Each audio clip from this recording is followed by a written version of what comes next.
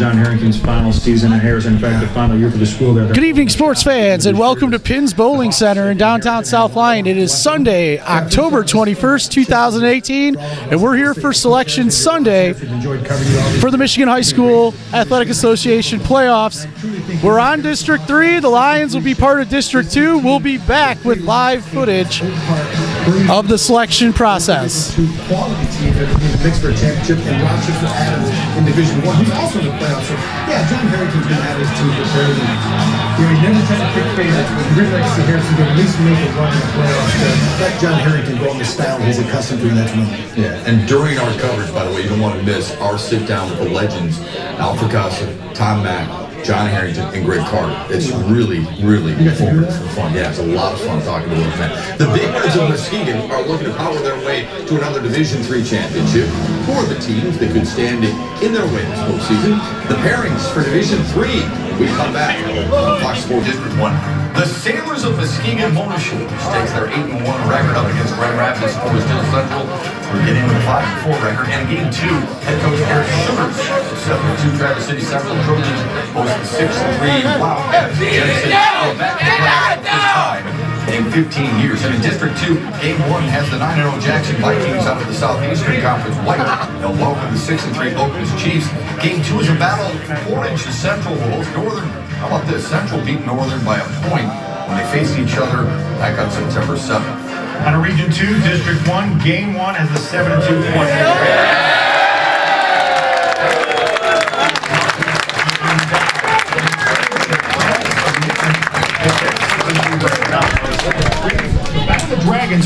The Lions will draw the Dexter Dragnauts, the 6-3 at South Lyon 9-0. The other part of that district will be Walled Lake Western and Fenton. In District 2, after a 1-8 season a year ago, South Lyon flips the script to go 9-0. Dexter team, and in Game 2, 6-3 Walled Lake Western Warriors will travel Fenton to battle the 72 Tigers. In Region 3, District 1, Game 1 features the Ferndale Eagles traveling to Oak Park to battle one of the best head coaches in the state, Greg Carter, and his 8-1 Knights. And in Game 2, head coach Mike Giannone and his De La Salle Pilots begin defense of their Division 2 ground against the 7-2 Warren Mott Marauders. In District 2, Game 1 has the St. Clair Shores Lake Shore Shorians traveling up I-94. I'm not a very good feel on them, but on that side of the brackets, Warren Shore is very talented. They have Jacob Wahlberg, a linebacker who's a top 25 recruit, as well as Amari Robinson, just a tremendous receiver. So I think on that side, but on the other side, it's a little dicey because you have De La Salle Oak Park. I think whoever comes out of that district is going to Ford Field. And you know, Josh DeBerry, the receiver from De La Salle, I got a chance to watch him play Davison this year, and he was really a one-man wrecking crew against the Cardinals of Davison. Two excellent coaches. I'd love to see that game. Only one more division to go, and it could be the most competitive. Who are the favorites to take home this year's Division I championship? And is there... Good evening, sports fans. Joined now by head coach Jeff Henson. Coach, incredible year for the team. Undefeated. They draw a home game against the Dexter Dragnauts. What do we know about Dexter? We don't know a whole lot about them. Haven't played them in any time in my career. We did throw against them this summer, so we have an idea of their athletes, but you know, it was just a glimpse of 7-on-7. But you know, they've obviously done a good job over there turning things around, and you know, they're in the playoffs. So yeah, congratulations to them too. I believe it's the first time in school history. Yeah. It's been a while since you and I have been able to talk. Just lots going on. Everyone in the community obviously is very proud of the team. There's a lot going on. I got a couple questions for you, you know, in relation to how reflecting back on the season. I know there's a long way to go, hopefully, but hopefully you won't mind just answering a couple of good ones. Earlier this season, this team was involved in 4 or 5 games that a play here or there could have went either way. A lot of people in the area were calling them the cardiac kids.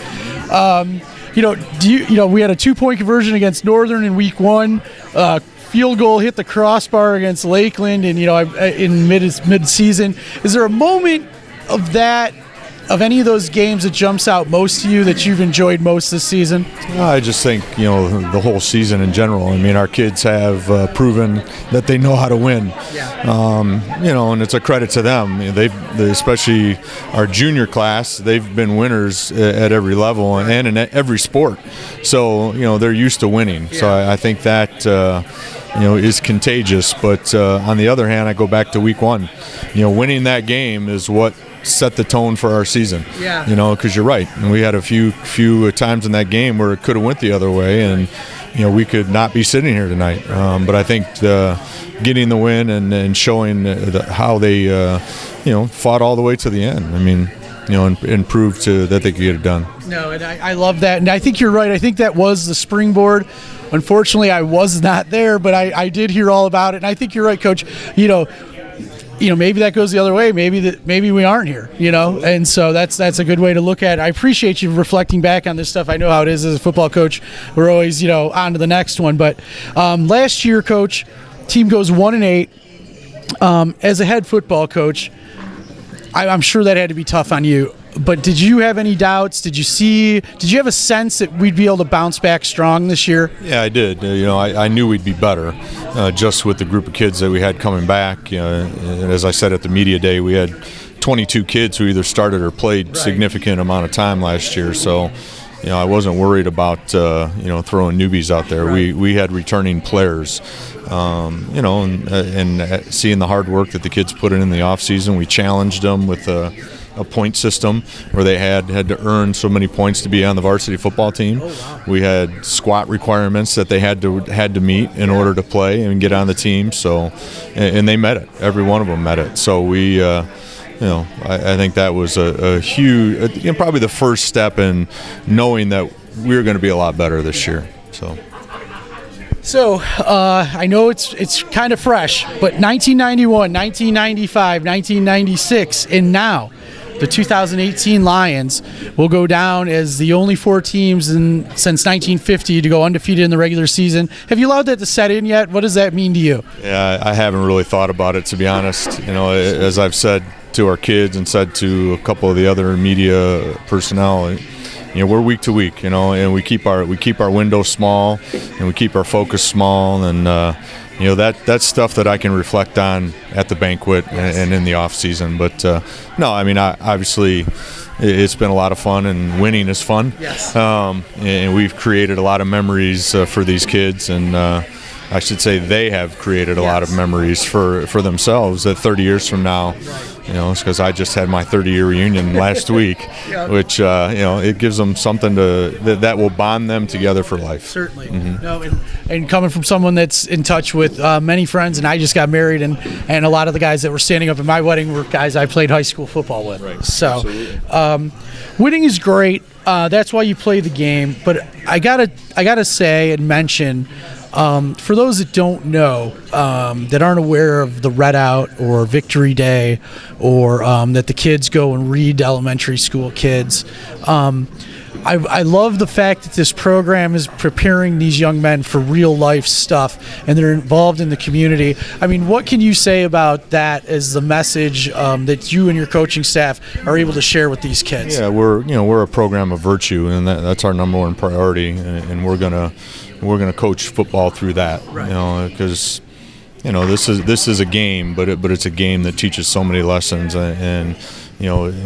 most importantly, how to be a servant leader, and be involved in your community, and think about somebody besides yourself. Yes. And I think with the things that we do, like you mentioned, I mean, our Victory Day has just been a huge success for our community. And our kids really embrace it, and I think our community embraces it as well. The Red Out is just another example. We read at the schools. We donate time at the Grace Center of Hope. So it's more than just football. No, I'd agree, and I love that. I think getting that message out to as many people as possible, that it's bigger than just winning football games. This is a team and young men that are involved in the community, and that's kudos to you and your coaching staff for understanding that it's bigger than that. Absolutely. Whether we're 1-8 or 9-0, we're still going to do that stuff. It's not predicated on anything that we do on the field. It's it's about giving back, and you give them that experience that hopefully when they get older that they'll do the same thing, and that's.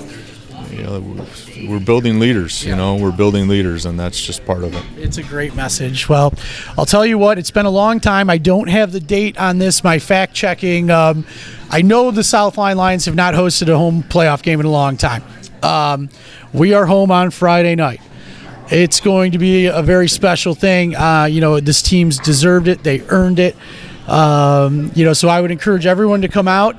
If you haven't gotten familiar with this football team, and whether it's raining, snowing, sunshine, come on out. We'll see you at the Jungle. Coach, is there anything else you wanted to get out to anyone this week here in week 1 of the playoffs? I mean, it's nice to live in a community that gets behind us. And kudos to South Lyon East too. They got into, and that means football is alive and well in South Lyon, and that's what we really like. So, we got a great community. Come out and watch. Come out and support us. Thanks a lot, Coach. Really appreciate it. Congratulations on a very memorable season. We'll see you on Friday night. Absolutely. Yep. Thank you. Bye-bye. Go Lions. Problem.